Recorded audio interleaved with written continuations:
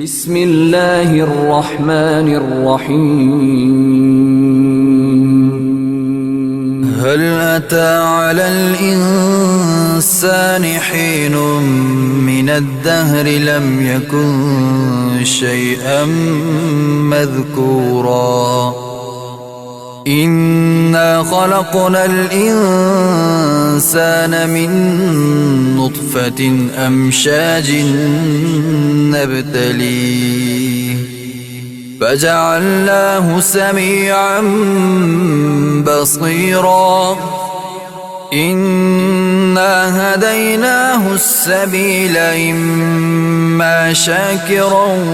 وإما كفورا إنا أعتدنا للكافرين سلاسل وأغلالا وسعيرا إن الأبرار يشربون من كأس كان مزاجها كافورا عينا يشرب بها عباد الله يفجرونها تفجيرا يوفون بالنذر ويخافون يوما كان شره مستطيرا ويطعمون الطعام على حبه مسكينا ويتيما وأسيرا إنما نطعمكم لوجه الله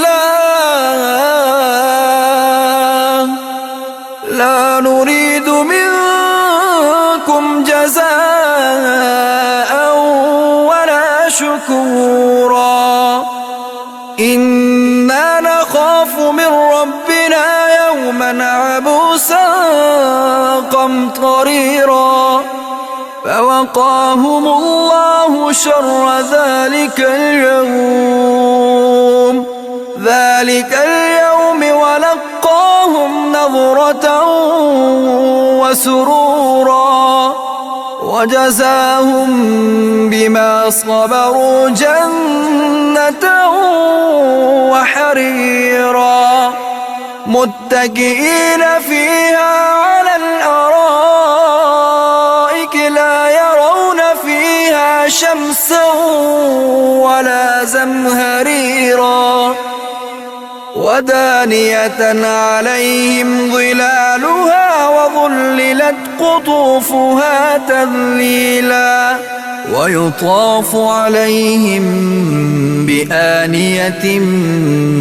من فضة وأكواب كانت قوارير من فضة قدروها تقديرا ويسقون فيها كأسا كان مزاجها زنجبيلا عينا فيها تسمى سلسبيلا ويطوف عليهم ولدان مخلدون إذا رأيتهم حسبتهم لؤلؤا منثورا وإذا رأيت ثم رأيت نعيما وملكا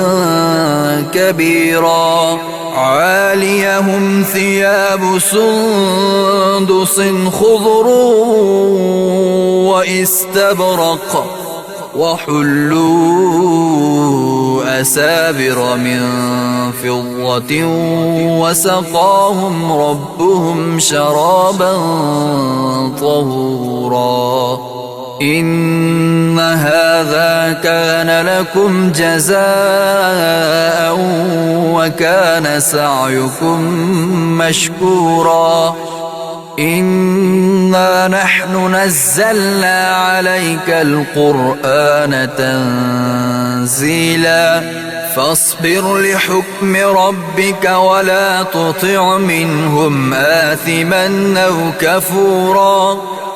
واذكر اسم ربك بكرة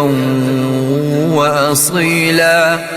ومن الليل فاسجد له وسبحه ليلا طويلا إن هؤلاء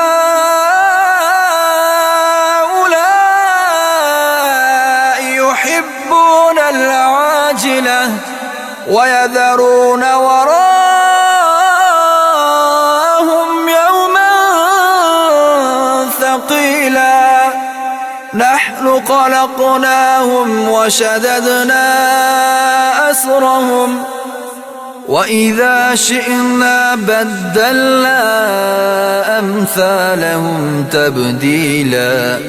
إن هذه تذكرة فمن شاء اتخذ إلى ربه سبيلا وما تشاءون إلا أن يشاء الله إن الله كان عليما حكيما يدخل من يشاء